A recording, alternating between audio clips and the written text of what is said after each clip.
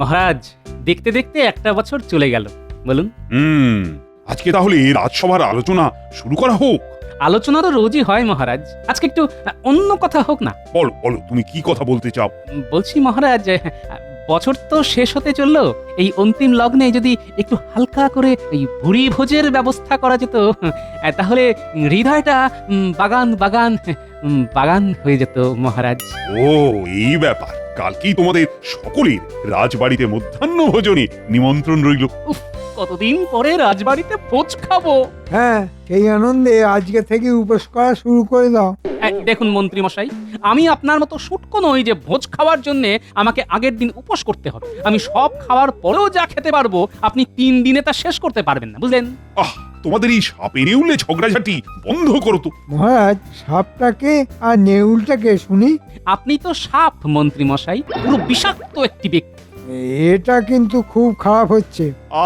তোমরা থামো না বাবা। আজকের মতো রাজসভা এখানেই শেষ।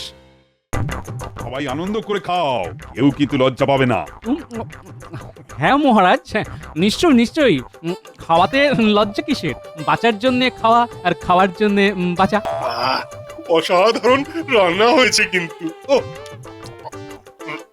হ্যাঁ, তবে তবে আমার মনে হচ্ছে আমাদের আমাদের মন্ত্রী মশাইয়ের এই খাবার পছন্দ হচ্ছে না। কেন কেন কেন পছন্দ হবে না কেন?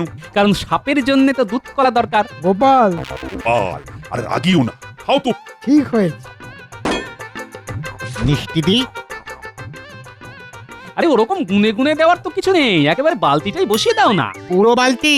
হ্যাঁ, এরপরে আরো লাগলে চেয়ে নেব। ঠিক আছে, কিন্তু আপনাদের সকলের ভোজের জন্য তো এই 1 বালতি মিষ্টি আনা হয়েছে। এ কি গোপাল, তুমি একা সব মিষ্টি খেয়ে নেবে? আমরা খাবো না? আপনারা কেউ খেলেন কি না খেলেন সেটা দেখি আমার কি। মহারাজ ভালোবেসে অতিথি আপ্যায়ন করে আমাদের খাওয়াচ্ছেন, তাই খাচ্ছি।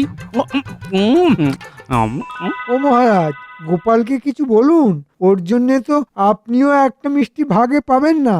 ও গোপাল, এ কি করছো? আরে সব মিষ্টি যে একাই খেয়ে নিচ্ছ। কিছু কিছু করার নেই মহারাজ, আপনি ভালোবেসে খাওয়াচ্ছেন, আমি ভালোবেসে খাচ্ছি। আমরা কি মিষ্টি পাবো না? পাবো না আমরা মিষ্টি? মহারাজ যদি আরো মিষ্টি আনান তাহলে পাবেন। হ্যাঁ, আমি তো নিরামিষ খেলাম, কিন্তু শেষ পাতে একটু মিষ্টি মুখ হবে না? মহারাজ, এই মুহূর্তে আপনি গোপালের আজকের পর মিষ্টি খাওয়ার সব রাস্তা বন্ধ করে দিন। হ্যাঁ মহারাজ, এটাই করুন। একজনের জন্য আমরা সবাই কষ্ট পাচ্ছি, তাই আমিও চাই গোপালও কষ্ট পাক। মলোজা, আমি খাচ্ছি, মহারাজ খাওয়াচ্ছেন তাই খাচ্ছি। মহারাজের নিজের বোঝা উচিত ছিল যে আমি একটু বেশি খাই, তাই সেই মতন আয়োজন করার দরকার ছিল। তুমি যে নেউল থেকে একেবারে রাক্ষস হয়ে যাবে তা তো জানতাম না। মহারাজ, আপনি এই মুহূর্তে গোপালের মিষ্টি খাওয়ার রাস্তা বন্ধ করে দিন। হ্যাঁ ঠিক আছে, আমি এই মুহূর্ত থেকে ঘোষণা করলাম, আজকে থেকে গোপালকে কেউ মিষ্টি খাবার যেন না দেয়, আর যে দেবে তাকেই দণ্ড দেওয়া হবে। মহারাজ, শুধু এখানে না, একেবারে ঝেড়া পিটিয়ে সারা রাজ্যে জানিয়ে দিন। কারণ গোপাল যা চালাক লোক, তাতে ও নিশ্চয়ই কাউকে পটিয়ে পাঠিয়ে মিষ্টি খেয়ে নেবে। হ্যাঁ মন্ত্রী, ঠিক বলেছো। আমি এক্ষুনি ঘোষককে দিয়ে বলা করাচ্ছি। মহারাজ, আপনি নিমন্ত্রণ করে এটা কিন্তু সম্মানের সাথে অপমান করলেন আমাকে। বেশ করেছি, তোমার তো কোনো জ্ঞান হুঁশ নেই। একা একা কেউ 1 বালতি মিষ্টি খায় নাকি? ঠিক আছে মহারাজ, আমি জানতাম আপনি প্রজাদরদি রাজা, কিন্তু আজকে আপনার আসল রূপ আমি দেখতে পেলাম। যাও যাও যাও, অন্য কোনো ভালো রাজা থাকলে তার কাছেই যাও না। না মহারাজ, সেটা যাব না। আমি এই কৃষ্ণনগরে দাঁড়িয়ে থেকেই মিষ্টি খাবো, আর আপনি সেটা হাঁ করে দেখবেন, আর সেটা নববর্ষের দিনই করব আমি। হ্যাঁ ঠিক আছে ঠিক আছে, আর তো কয়েকদিন পরেই নববর্ষ। তুমি যদি সেটা করে দেখাতে পারো তাহলে আমি মিষ্টি খাওয়া ছেড়ে দেবো। ঠিক আছে, তাহলে এই কথাই রইল। শোনো শোনো শোনো, আজকের পরে আমাদের রাজ্যের কেউ যদি গোপাল ভাঁড়কে কোনো রকম মিষ্টি বা মিষ্টি খাবার দেয় তাহলে তাকে দণ্ড দেওয়া হবে। শোনো শোনো শোনো।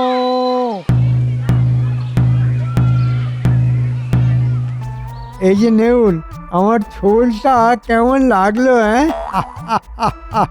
ঠিক আছে ঠিক আছে, দেখে নেব, আমিও আপনাকে দেখে নেব। সবার দিন আসে, বুঝলেন? ঠিক আছে, এবছরের দিন তো ফুরিয়ে এলো, এবার দেখবো কি করতে পারো। দেখুন, বড় বড় সাগর পেরিয়ে এলাম, আর এখন যেটা করতে হবে সেটা তো আমার কাছে ছোট পুকুর। ঠিক আছে, বাধা পেরোনো তোমার কাছে ছোট পুকুর না মহাসাগর সেটা সময়ই কথা বলবে। আর হ্যাঁ, তুমি যদি ভাবো তোমার বাড়িতে আগে থেকেই কিনে আনা মিষ্টি বা চিনি কিছু একটা নিয়ে এসে আমার সামনে খাবে, সেটাও কিন্তু চলবে না। যা খাবে সেটা অন্য কোনো ব্যক্তির কাছ থেকে কিনে বা নিয়ে খেতে হবে। ঠিক আছে মহারাজ, তাই হবে।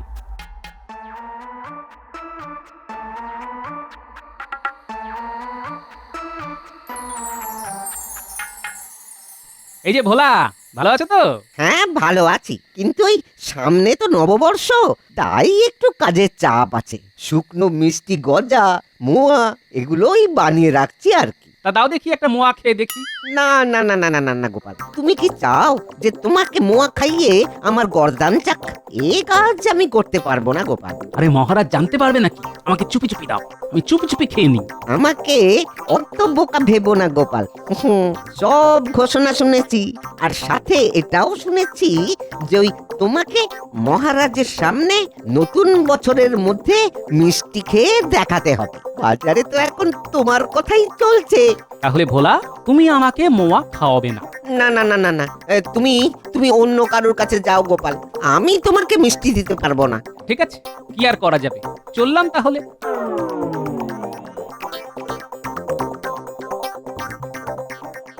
মিষ্টি চিনি তো আখের রস থেকেই তৈরি হয়, তাহলে যাই দেখি ব্যাটার কাছ থেকে আখের রস চেয়ে দেখি। এই যে ভাই, এক ভাঁড় আখের রস দাও তো। না গোপাল দাদা, তোমাকে নিম পাতার রস দিতে পারবো, কিন্তু আখের রস দিতে পারবো না। কেন? আখের রসে আবার কি হলো? তোমাকে মিষ্টি দেওয়া বারণ। আখের রস থেকেই তো চিনি তৈরি হয়, আখের গুড় তৈরি হয়, তাহলে তোমাকে আখের রস দেবো কেন? কেন? আমি তো তোমার কাছে চিনি বা গুড় চাইছি না। তাতে কি, আখের রস তো আর তেতো নোনতা বা টক খাওয়ার নয় যে তোমাকে দেবো। ঠিক আছে ঠিক আছে, সব দেখছি চালাক হয়ে গেছে। হ্যাঁ, এখন আমি বোকা হয়ে গেছি।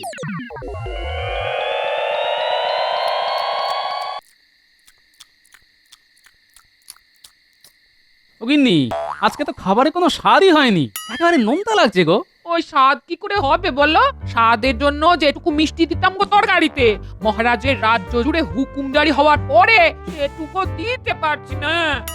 আরে বাবা, মহারাজ কি জানতে যাচ্ছে নাকি আমি বাড়িতে কি খাচ্ছি না খাচ্ছি? না বাবা, দেওয়ালেরও কান আছে।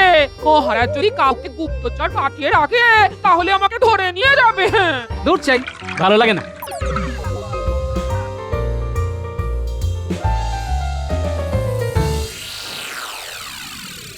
গোপাল বেটা বেশ জব্দ হয়েছে, বুঝলি বটা? হ্যাঁ, আর বলতে মন্ত্রী মশাই, বেটা গোপাল এতদিন মিষ্টি মিষ্টি কথা বলে মহারাজের কাছ থেকে অনেক উপহার বাগিয়েছে। এতদিন পরে গোপালের শুধু মুখ থেকে না, একেবারে জীবন থেকেও মিষ্টি চলে গেছে।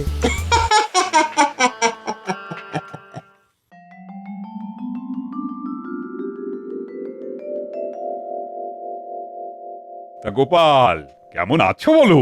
জীবনটা একেবারে পানসে হয়ে গেছে মহারাজ। এবার ঠেলা বুঝছো তো? মহারাজ, আমার সময় আসবে, নববর্ষের প্রথম দিনই আপনি বুঝতে পারবেন। এ দেখবো তোমার কত দূর দূর। যাই হোক, এবার কাজের কথায় আসি। আর 3 দিন পরে বাংলা নববর্ষ, আর নববর্ষ মানেই তো নতুন সকাল, নতুন মজা, সকলে নতুন জামা কাপড় পরবে। তাই সবাই একে একে এসো আর নববর্ষের ভাতা নিয়ে যাও।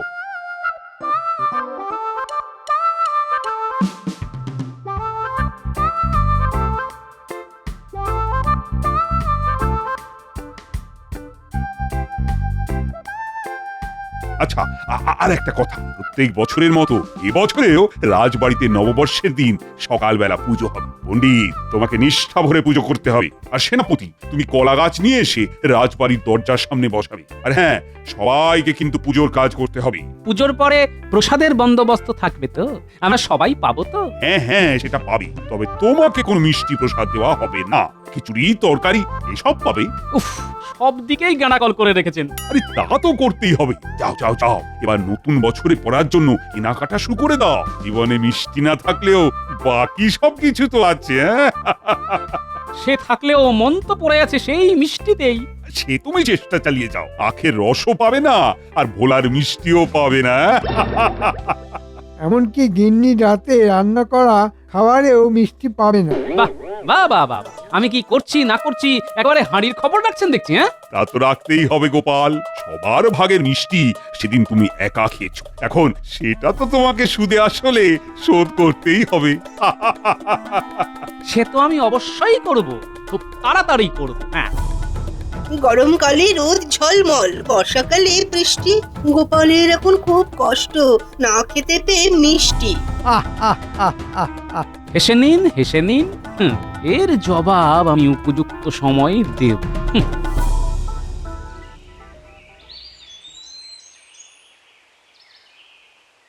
ঠিক আছে, আমার নামও গোপাল ভাঁড়, এবার আমিও মজা দেখাবো।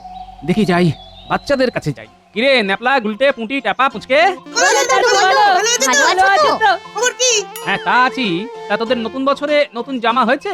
কিভাবে হবে বলো দাদু? পুজোর সময় বাবা যেটা কিনে দেয় সেটাই নতুন বছরে পরি। আচ্ছা ঠিক আছে ঠিক আছে, পরশু তো বাংলা নববর্ষ, আমি তোদের সবাইকে নতুন বছরে পরার জন্য নতুন জামা কাপড় কিনে দেবো। হ্যাঁ, কি মজা, কি মজা! দাদু আমাদের নতুন জামা কিনে দেবে। কি মজা, কি মজা, কি মজা! শোন, তোরা কালকে সকাল সকাল আমার বাড়ি চলে আসিস, আমি তোদেরকে নিয়ে জামা কাপড় কিনতে যাব। আচ্ছা দাদু, সকাল সকাল চলে যাব।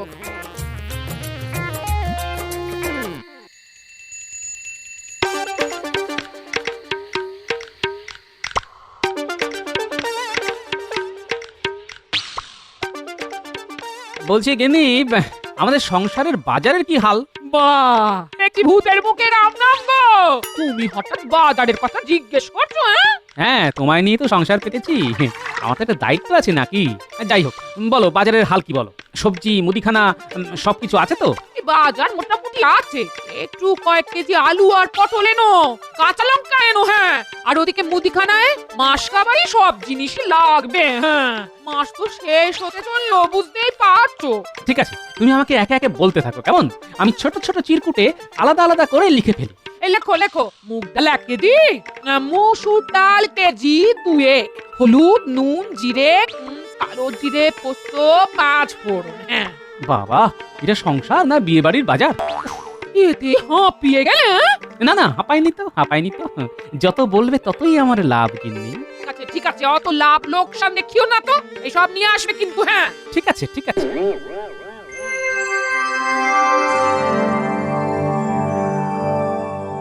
এই তো খুদে সেনারা সবাই চলে এসেছিস, চল এবার বেরোনো যাক। একটা কথা তোদের বলে রাখি, আমার হাতে দেখ মুদিখানার জিনিসের ফটো আছে, প্রত্যেকটা জিনিসের জন্য একটা করে চিরকুট। দেখি দাদু, একটা কাগজের মধ্যে লিখলেই তো হয়ে যেত। না, হতো না। শোন, তোদের একটা কাজ করতে হবে, বুঝলি? ঠিক আছে দাদু। সবকিছু আমার নামে ধারে আনবি। আচ্ছা দাদু। ঠিক আছে, তোরা বাজার দোকানের ব্যাপারটা সামলে নে, আর তারপরে আমি রাজসভা থেকে ফিরে তোদেরকে জামা কাপড় কিনতে নিয়ে যাব। ঠিক আছে দাদু।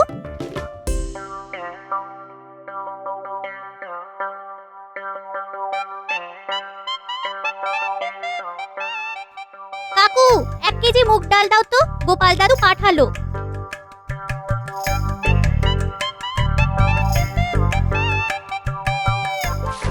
এই নাও 1 কেজি মুগ ডাল, দাম 6 টাকা। এই কাগজে লিখে দাও। দাদু পয়লা বৈশাখের দিন দাম দিয়ে যাবে। সেদিনকে তো হাল খাতার কাজে ব্যস্ত থাকবো। হ্যাঁ, ঠিক আছে, মনে করে দামটা দিয়ে যেতে বলিস কিন্তু। হ্যাঁ, কি কাকু, জিনিস কিনলাম, হাল খাতার জন্য দাদুকে নিমন্ত্রণ পত্র দেবে না? আবার নিমন্ত্রণও করতে হবে? বাবা, তা নয় তো কি, প্রত্যেক লক্ষ্মী, সেদিন তো লক্ষ্মী গণেশ পুজো হবে। উফ, কি মুশকিল। এই নে, দাদুকে চিঠিটা নিয়ে আসতে বলিস।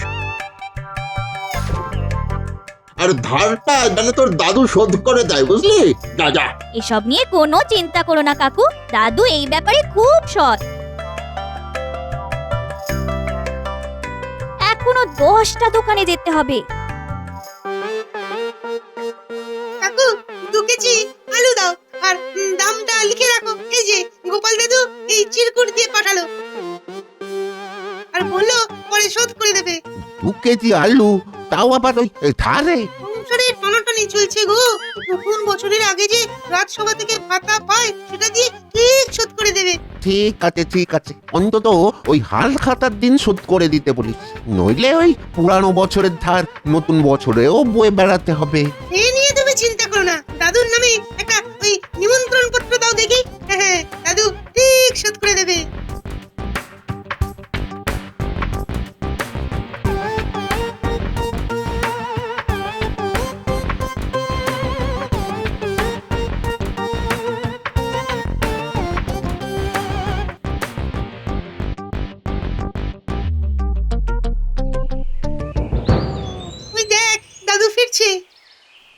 তোরা সবকিছু কিনে ফেলেছিস?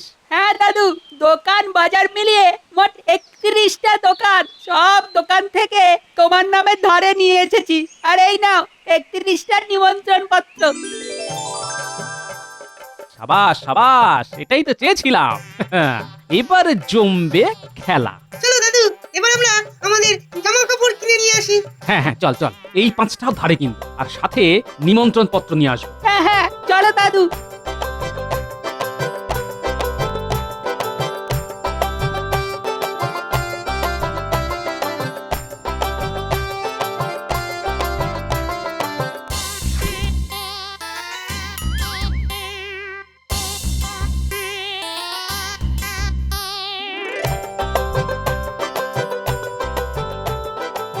উফ, দাদু, আমার এই জামাটা খুব পছন্দ হয়েছে।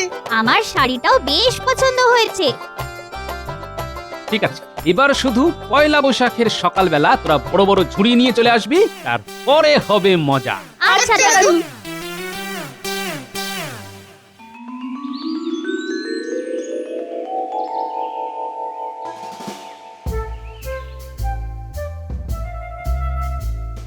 কি মন্ত্রী, একটু পরেই তো নববর্ষ উপলক্ষে পুজো শুরু হবে। সবাই তো এসে গেছে দেখছি, কিন্তু গোপাল তো এখনো এলো না। গোপাল যা ঘুম কাতুরে, নিশ্চয়ই এই শুভ দিনে এখনো ঘুমোচ্ছে। না না না, আমার গোপালকে আর ভরসা নেই। তুমি এক্ষুনি গিয়ে দেখো গোপাল কি করছে। আর পণ্ডিত মশাই, গোছগাছ হয়ে গেলে কিন্তু পুজোটা শুরু করে দিন। ঠিক আছে মহারাজ, আমি এক্ষুনি যাচ্ছি। ব্যাস, আমাকে যে দায়িত্ব দিয়েছিলেন সেটা করে দিলাম। ভাই, আজকে তো হালখাতা। হ্যাঁ গোপাল দাদা, তা আজকে নিশ্চয়ই তোমার দোকানে পুজো হয়েছে। তা আমার জন্য হালখাতায় মিষ্টির বাক্সটা কই? এ কি বলছো গোপাল দাদা? রাজ্য জুড়ে তোমাকে তো মিষ্টি দেওয়া বারণ। কিন্তু আজকে তো তোমার উচিত যারা যারা তোমার ধার শোধ করবে তাদেরকে মিষ্টি দেওয়া। প্রত্যেক খদ্দেরই কিন্তু তোমার কাছে লক্ষ্মী। আজকে এই শুভ দিনে তুমি একজন খদ্দেরকে অসন্তুষ্ট করবে, নাকি মহারাজের আদেশ নিয়ে পড়ে থাকবে, সেটা তোমার উপর। ওহ, কি মুশকিল, কি মুশকিল! তুমি তো আমাকে মহা ফ্যাসাদে ফেলে দিলে গোপাল দাদা। দেখো, তুমি যদি আমাকে হালখাতার দিন খালি হাতে ফেরাও, তাহলে কিন্তু মা লক্ষ্মী অসন্তুষ্ট হবে। আর আজকের দিনে তোমার উচিত সব ধার বাকি শোধ করে নতুন খাতা চালু করা। এবার ভেবে নাও তুমি কি করবে। কি আর করবো, যা হবে দেখা যাবে। এই নাও গোপাল দাদা, এই তোমার মিষ্টির বাক্স, আর এবার আমার ধারটা মিটিয়ে দাও। হ্যাঁ, নিশ্চয়ই নিশ্চয়ই।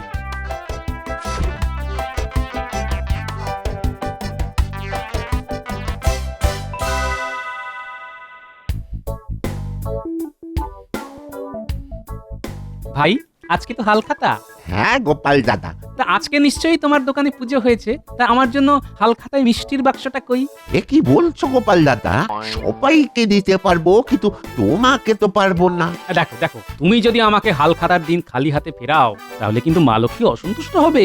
আর আজকের দিনে তোমার উচিত সব ধার বাকি শোধ করে নতুন খাতা চালু করা। এবার ভেবে নাও তুমি কি করবে। কি আর করব, যা হবে দেখা যাবে। এই নাও। হ্যাঁ, নিশ্চয়ই নিশ্চয়ই।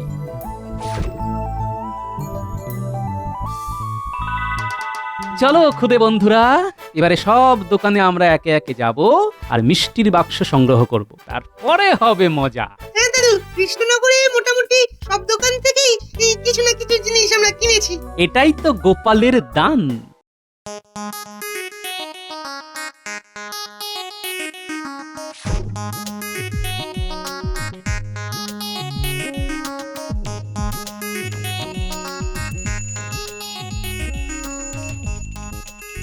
এই যে গোপাল, নতুন বছরের প্রথম দিনেও দেরি। কি করব মহারাজ, সব দোকানে মিষ্টি নিতে নিতে দেরি হয়ে গেল যে। মিষ্টি নিতে দেরি হয়ে গেল মানে? আর তোমাকে কে মিষ্টি আবার দিল? কে দেয়নি সেটা জিজ্ঞেস করুন মহারাজ। আমার উপর আপনার মিষ্টি বিরোধ হুকুম জারি হওয়ার পরে আমি সব দোকানে ধার করে জিনিসপত্র কিনি। আর আজকে তো হালখাতা, নববর্ষের প্রথম দিন। হ্যাঁ, তাতে কি হয়েছে? জানেন না, আজকে ধার শোধ করলে সমস্ত দোকানদার তাদের খদ্দেরকে মিষ্টি মুখ করাতে বাধ্য। তাই সব দোকানে গিয়ে ধার মিটিয়ে মিষ্টির বাক্স নিয়ে এলাম। সকাল থেকে এই করতে গিয়ে দেরি হয়ে গেল আর কি মহারাজ। মহারাজ, আপনার কিন্তু এখন উচিত দোকানদারদের বন্দি করা। কাকে ছেড়ে কাকে বন্দি করবেন মহারাজ? ওই রে বাচ্চারা, আয় এদিকে। এই নাও দাদু। দেখুন মহারাজ, কতগুলো মিষ্টির বাক্স। তাহলে বুঝুন কতগুলো দোকানদার এবার বলুন, আপনি যদি সবাইকে বন্দি করেন তাহলে কৃষ্ণনগরের সকল প্রজা না খেতে পেয়ে মরবে মহারাজ। আপনি নিশ্চয়ই সেটা করবেন না। ও গোপাল, এ তো তুমি আমাকে ধর্ম সংকটে ফেলে দিলে। এবার এবার আমি কি করব? আমাকে ক্ষমা করো গোপাল। আমি তোমার ওপর থেকে সব ফরমান, মিষ্টি বিরোধ আদেশ সব তুলে নিলাম। ঠিক আছে মহারাজ, কিন্তু কথা অনুযায়ী আপনার তো তাহলে আজকে থেকে মিষ্টি খাওয়া বন্ধ। ওরে বাবারে, এ কি করে সম্ভব? মিষ্টি ছাড়া আমি তো থাকতেই পারবো না। কিন্তু আপনার কথা তো এভাবে ফেলতে পারেন না মহারাজ। আপনি এক কাজ করুন, যেহেতু আমার বিরুদ্ধে মন্ত্রীমশাই আপনাকে উস্কেছিলেন, তাই আজ থেকে মন্ত্রীমশাইয়ের মিষ্টি খাওয়া বন্ধ করে দিন। হ্যাঁ, ঠিক বলেছো মন্ত্রী, আজকে থেকে তোমার মিষ্টি খাওয়া বন্ধ। মরে যাব, এরকম করবেন না। মহারাজ, এত মিষ্টির বাক্স, এত মিষ্টি তো আমি একা খেতে পারবো না। তাই চলুন আমরা সবাই মিলে ভাগাভাগি করে মিষ্টি খাওয়া শুরু করি। হ্যাঁ গোপাল, চল শুরু করে দিই নববর্ষের মিষ্টি মুখ। শুধু মন্ত্রী মশাইয়ের জন্য নিম পাতা আর উচ্ছে আনিয়ে দিন, কারণ ওনার তো আজ থেকে মিষ্টি খাওয়া বারণ। মারবেন না ভাই, মরে যাব।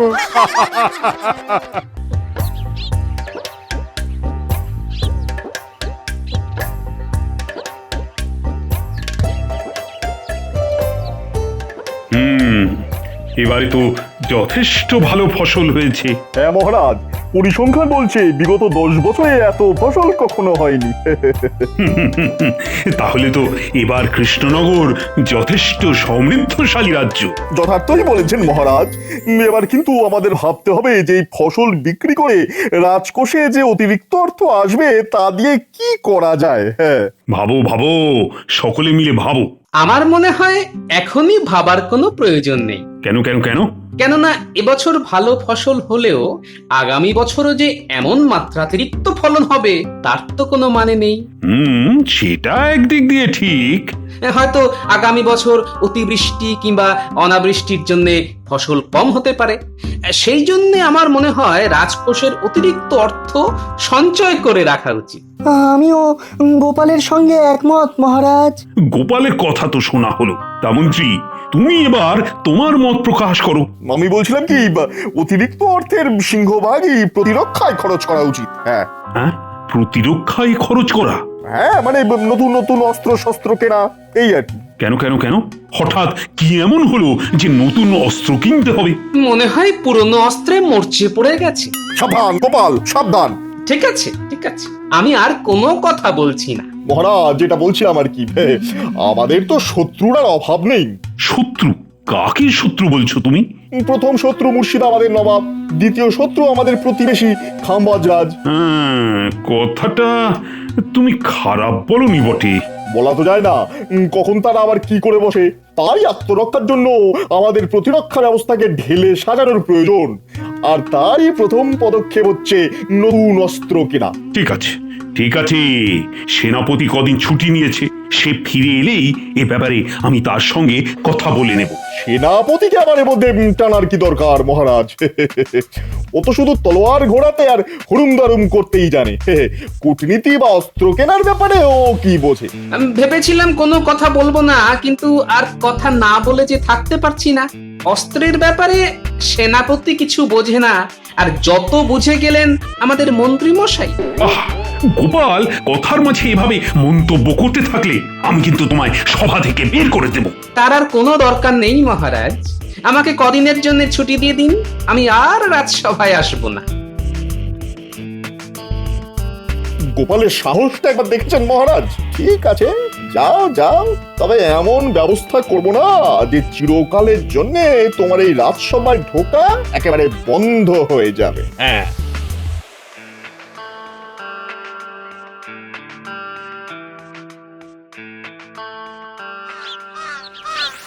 কি গো, এত তাড়াতাড়ি রাজসভা থেকে ফিরে এলে যে? সভা কি ছুটি হয়ে গেল? সকলের নয়, শুধু আমারই ছুটি। শুধু তোমার ছুটি মানে? রাজসভা থেকে চলে এলাম। এরপর যতদিন মহারাজ আমাকে আর রাজসভায় না ডাকবেন ততদিন আমি ঘরে বসে থাকবো আর প্রাণ ভরে ঘুমোবো। এই তোমার কথার মাথা মুন্ডু তো কিছুই বুঝতে পারছি না। হ্যাঁ গো, মহারাজের সঙ্গে কি কোনো গন্ডগোল হয়েছে? না, মহারাজের সঙ্গে ঠিক হয়নি, তবে হয়েছে আমাদের নতুন মন্ত্রী ওই ভগবানের সঙ্গে। ও, তা কি নিয়ে গন্ডগোলটা লাগলো শুনি? তুমি ঘরের বউ, তাই সবটা তোমার না শুনলেও চলবে। তবে এই বলে দিলাম আমি, ওই মন্ত্রী যেদিন মহারাজকে ভরাডুবি করে ছাড়বে সেদিনই মহারাজ টের পাবে। এখন একটু মুড়ি মেখে আনো দেখি, একটু জমিয়ে পেট পুজো করি। বুঝলে রানী, যত বয়স হচ্ছে গোপালের, মেজাজটাও না ততটাই গরম হয়ে উঠছে। কেন, গোপাল এবার কি করলো? দেখো না, অস্ত্র কেনা নিয়ে আজ রাজসভায় নতুন মন্ত্রীর সঙ্গে গোপালের একটু খিটিমিটি লেগেছে। তা এই ব্যাপারে আমি একটু বিরক্তি প্রকাশ করতেই গোপাল রেগে মেগে আমার অনুমতি ছাড়াই রাজসভা ছেড়ে বেরিয়ে গেল। আচ্ছা, গোপাল কোন পক্ষে ছিল? অস্ত্র কেনার দিকে নাকি অস্ত্র না কেনার দিকে? ওর রকম সকম দেখে তো মনে হচ্ছিল অস্ত্র না কেনার দিকে। আচ্ছা, হঠাৎ করে অস্ত্র কেনারই বা প্রয়োজন হয়ে পড়লো কেন? ওই মানে নতুন মন্ত্রী প্রতিরক্ষা ব্যাপারকে একেবারে ঢেলে সাজাতে চাইছে আর কি। তা প্রতিরক্ষা ব্যাপারকে ঢেলে সাজাবার দরকার হয়ে পড়লো কেন? এই দেখো, এত বড় রাজ্যের রানী হয়েও তুমি এই কথা বলছো? আরে আমাদের শত্রুত্ব আর অভাব নেই। দেখুন মহারাজ, এতদিন এই রাজ্যের রানী হয়ে আমি যেটুকু বুঝেছি তাতে আমার মনে হয় আপনি যাদের শত্রু ভাবছেন তাদের সঙ্গে কিন্তু বন্ধুত্ব করে নেওয়ার থেকে বড় রাজধর্ম আর কিছু নেই। বলছো?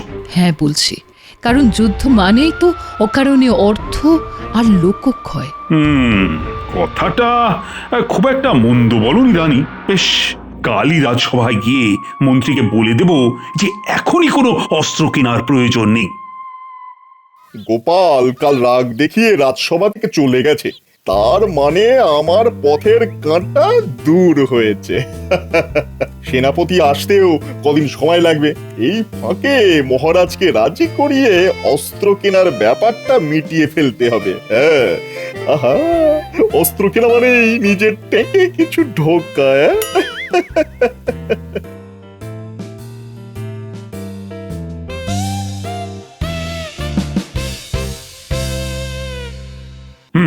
তাহলে সভার কাজ শুরু করা যাক।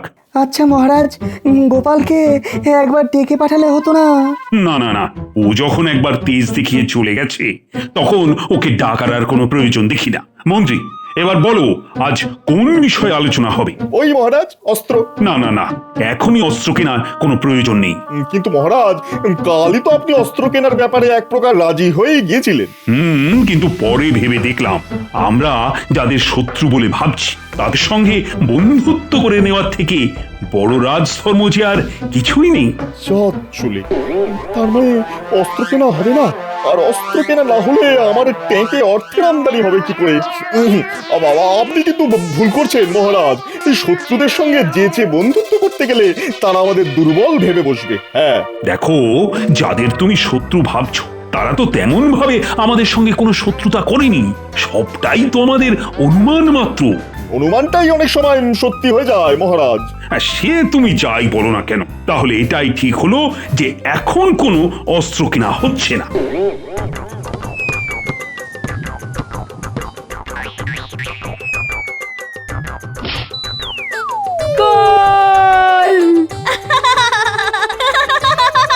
কি গো দাদু, এটা নিয়ে কটা খেলে?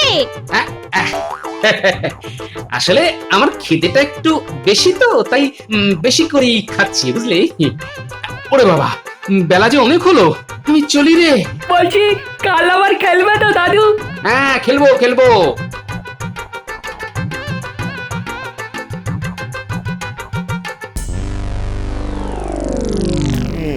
যুদ্ধের ভড়কি দিয়েও যখন কাজ হলো না, তখন সত্যি সত্যি একটা যুদ্ধ লাগাতেই হবে। যুদ্ধ মানেই অনেক টাকার খেলা, আর টাকার খেলা বাড়ার সাথে সাথে আমারও খেলা শুরু হবে।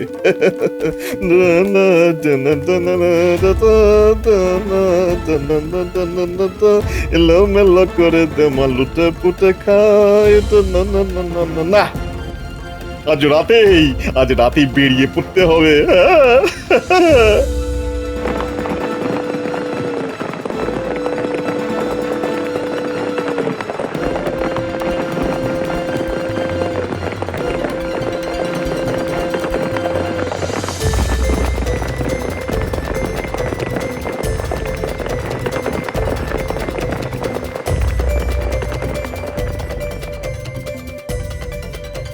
কাকে চাই?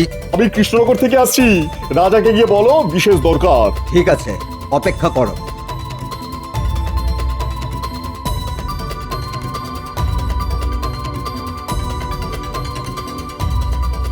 ভেতরে চলো, মহারাজ ডাকছেন।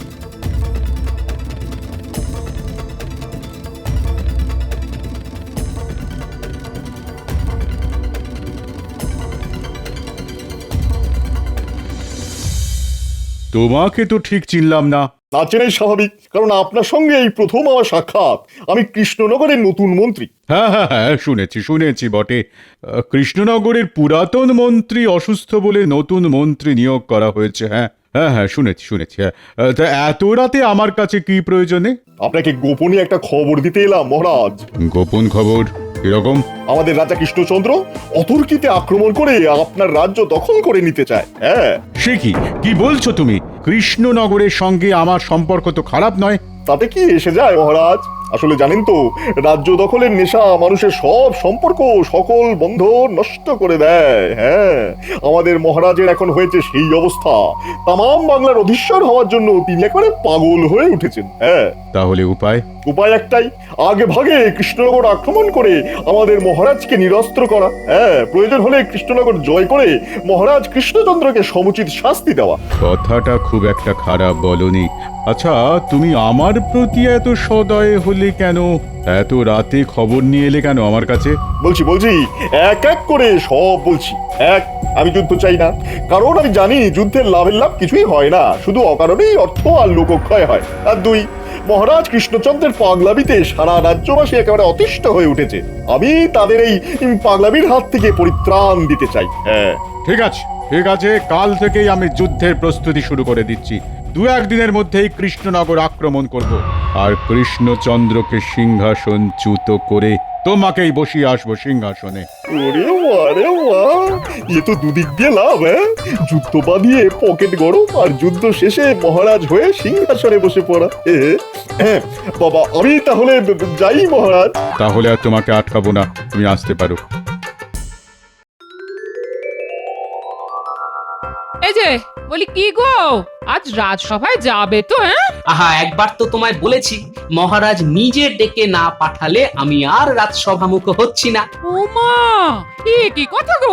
দাও বাজারের থলিটা দাও, দেখি ভালো কিছু মাছ পাই কিনা। দাঁড়াও, আনছি।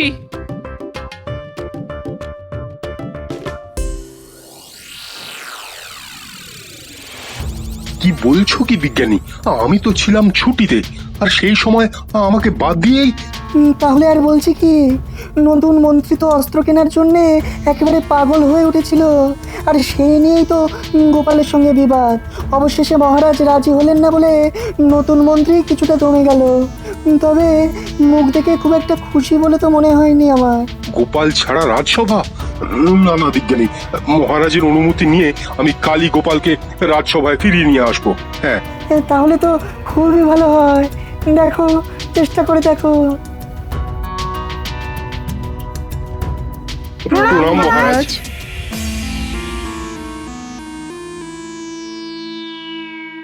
আচ্ছা, মন্ত্রী আসেনি?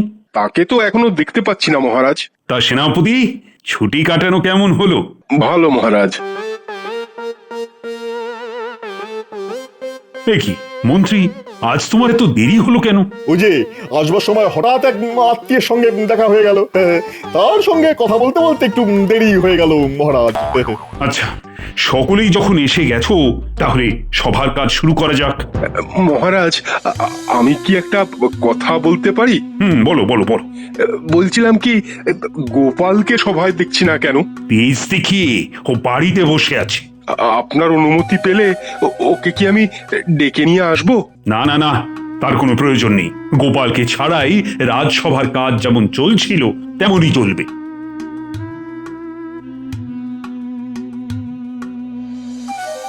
কি ব্যাপার গুপ্তচর, হঠাৎ তুমি এলে? কোনো খবর আছে কি? মহারাজ, খুব একটা খারাপ খবর আছে। খারাপ খবর? হ্যাঁ মহারাজ, আমাদের বিরুদ্ধে যুদ্ধের জন্য খাম্বাজ রাজ প্রস্তুত হচ্ছেন। বাবা, আমাদের বিরুদ্ধে যুদ্ধ? বলো কি? আচ্ছা, তোমার কোনো ভুল হচ্ছে না তো? না মহারাজ, আমি একেবারে পাকা খবর এনেছি। হ্যাঁ, কিন্তু যুদ্ধের কারণটা কি? সেটা ঠিক বলতে পারবো না। আসলে আমাদের রাজ্য জয় করাই খাম্বাজ রাজের উদ্দেশ্য। এবার বুঝতে পারলেন তো মহারাজ কেন আমি অস্ত্র কিনতে বলেছিলাম?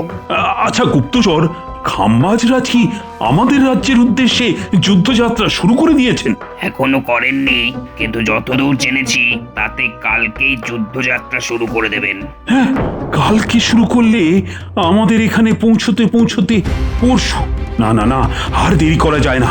সেনাপতি, তোমার সৈনিকদের প্রস্তুত হতে নির্দেশ দাও। যথাজ্ঞা মহারাজ। আচ্ছা, তোমার অস্ত্র শস্ত্র যথেষ্ট পরিমাণে আছে তো? খাম্বাজরাজ ইতিমধ্যে কোনো আধুনিক অস্ত্র না কিনে থাকলে আমাদের যা আছে তা দিয়েই ওদের সাথে অনায়াসে মোকাবিলা করা যাবে মহারাজ। তাহলে এক্ষুনি গিয়ে খাম্বাজের মোকাবিলা করার জন্য সৈন্য প্রস্তুত করো। আমি এক্ষুনি যাচ্ছি মহারাজ। আমি তাহলে এখন আসি মহারাজ, পরে যদি আরো খবর পাই তাহলে আপনাকে এসে জানিয়ে যাব। হ্যাঁ হ্যাঁ, তুমি এখন এসো। গুপ্তচরের কাণ্ড দেখে একেবারে পিত্তি জ্বলে যায়। ভেবেছিলাম অতর্কিতে হানা দিয়ে খাম্বাজরাজ কোথায় কৃষ্ণচন্দ্রকে তুড়ি মেরে তাড়িয়ে দেবে, তা না, গুপ্তচরটা ঠিক জানিয়ে দিয়ে গেল।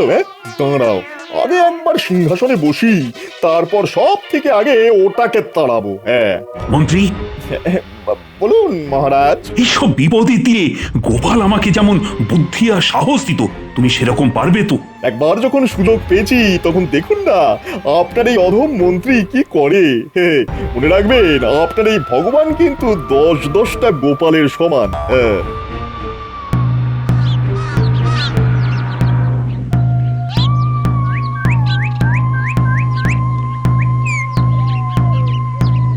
শোনো শোনো শোনো, খাম্বাজ রাজ আমাদের কৃষ্ণনগর আক্রমণ করতে আসছে।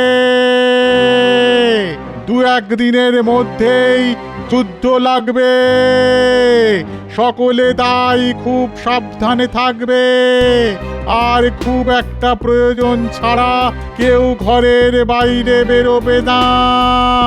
শোনো শোনো শোনো। সে কি যুদ্ধ লাগবে? তাহলে তো মহা বিপদ। রাজায় রাজায় যুদ্ধ হবে আর প্রাণ যাবে উলুখাগড়ার। এবার ফসল ভালো হতে ভেবেছিলাম বছরটা খুব ভালোভাবে কাটবে, তা না এই কি উটকো অশান্তি বলো দেখি। কি যেন বলছে না, যুদ্ধ লাগবে? এগো ভাই, এসব তুমি কি বলছো? কেন, মহারাজের খাস লোক হয়ে তুমি জানো না খাম্বাজ রাজ আমাদের রাজ্য আক্রমণ করতে আসছে?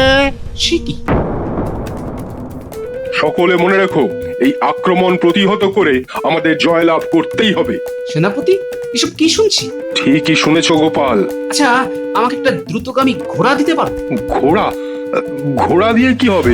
সব পরে বলবো, হাতে একনার সময় নেই। আর আমার এই ঘোড়া নিয়ে যাওয়ার খবরটা কিন্তু কেউ যেন জানতে না পারে, বুঝলে?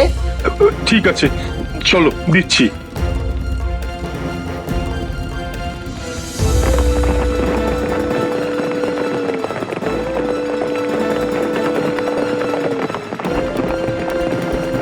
ব্যাপারটা মহারাজের কানে তুলে গোপালের বিরুদ্ধে ওনাকে আরো খেপিয়ে তুলতে হবে। হ্যাঁ,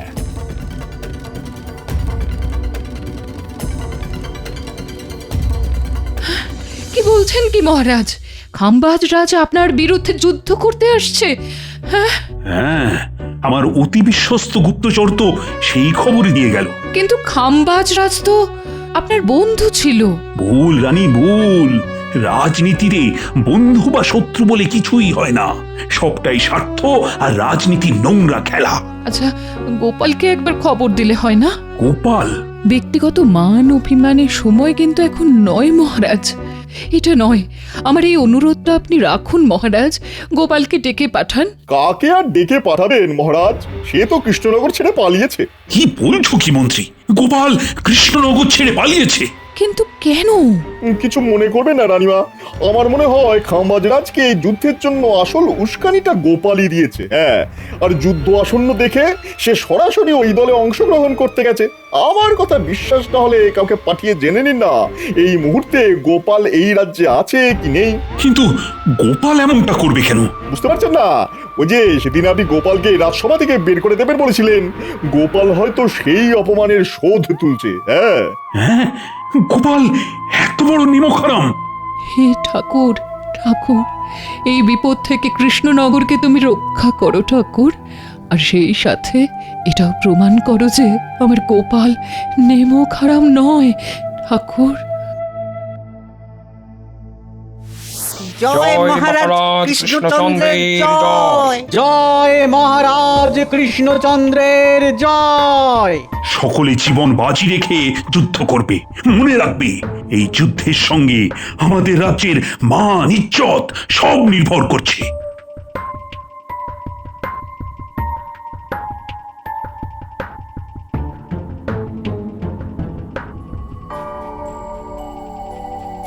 দেখুন মহারাজ, দেখুন আমার কথা সত্যি হলো কিনা। বেঈমান গোপাল আজ খাম্বাজ রাজার দলে। আক্রমণ! এটা কি হলো? খাম্বাজ রাজ সাদা পতাকা উড়িয়ে দিল কেন? কৃষ্ণচন্দ্র, কৃষ্ণচন্দ্র, আমি আপনার সঙ্গে যুদ্ধ করতে আসিনি, সন্ধি করতে এসেছি। তাহলে কেন এই যুদ্ধের আয়োজন? একজন আমাকে মিথ্যে খবর দিয়ে ভুল পথে চালিত করে আপনার বিরুদ্ধে যুদ্ধ করতে এক প্রকার বাধ্য করেছিল। সে কি? কিন্তু শেষ মুহূর্তে আর একজন আমার সেই ভুল ভেঙে দিল। সে বলল আপনি নাকি যুদ্ধ করতে চান না, আর যুদ্ধ মানেই তো অকারণ অর্থ আর লোকক্ষয়, এতে কারুরই ভালো হয় না। কিন্তু কে আপনাকে আমার বিরুদ্ধে যুদ্ধ করতে বাধ্য করেছিল? কে আবার? আপনার এই নতুন মন্ত্রী। সেরেছে, এ তো হাটে হাঁড়ি ভেঙে দিল। এখন তালে গলে আমি পালাই বাবা। কোথায় পালাচ্ছেন মন্ত্রী মশাই? একেবারে পালাতে দিও না গোপাল, ওর ব্যবস্থা আমি পরে করছি। কিন্তু আপনার ভুল কে ভেঙে দিল খাম্বাজরাজ? কে আবার? আপনার এই চিরবিশ্বস্ত গোপাল। গোপাল? গোপাল তুমি? যাক, ভালোই ভালোই সব মিটে গেল। এবার আপনার এই বিশ্বাসঘাতক মন্ত্রীটির কি করবেন বলুন তো? ওকে ওকে আমি কঠিন শাস্তি দেবো। ওকে আমার হাতে ছেড়ে দিন। মিথ্যে কথা বলে আমাকে বিভ্রান্ত করার শাস্তিটা ওকে আমি নিজের হাতেই দিতে চাই। ও মহারাজ, আপনি নিজে হাতে মারুন, কাটুন, যা ইচ্ছে করুন, কিন্তু দয়া করে এই খাম্বাজরাজের হাতে আমায় তুলে দেবেন না। নিজের রাজ্যে নিয়ে গিয়ে ও কিন্তু খুব মারবে, ভীষণ মারবে মহারাজ, খুব লাগবে আমার। মেয়ের একবারে হাড়গোড় ভেঙে দেবে। ও মহারাজ, চুপ হতো ছড়া। তা আমরা হয়ে আবার বাচ্চার মতো কাঁদা হচ্ছে। চল চল, তোর কি হাল করি দেখবি, চল। গোপাল, গোপাল তুমি না থাকলে আজ কিন্তু একটা বড় বিপদ হতে পারতো। জয় গোপালের জয়।